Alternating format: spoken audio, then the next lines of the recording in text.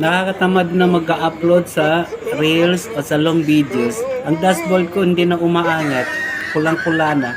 Kaya tinatamad na ako mag-upload. Kahit ano pang ina-upload ko, ganun pa rin. Bumaba at bumaba pa rin yung mga views ko. Sa dashboard ko, bumaba. Lahat-lahat bumaba na. Kaya nakakatamad na mag-upload. Hindi ko na maintindihan kung ano bang nangyayari sa dashboard ko. Kinakain at kinakain na ni Lolo Meta. Para nakakatamad na guys, sa totoo lang.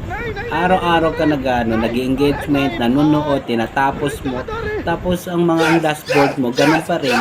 Hindi mo maintindihan, tumataas ba o mababa. Hindi na bumabalik sa pagka normal. Galit na galit ng dashboard ko. Kaya tumigil muna ako sa pag-upload. Kahit na nagre-remix pa, araw-araw nagre-remix, mag-isang linggo na hindi na ako nag-upload. Ang earnings ko, ganun pa rin, kinakain pa rin. Wala rin nangyayari, nauubos na. Sa stars ko, nauubos na rin.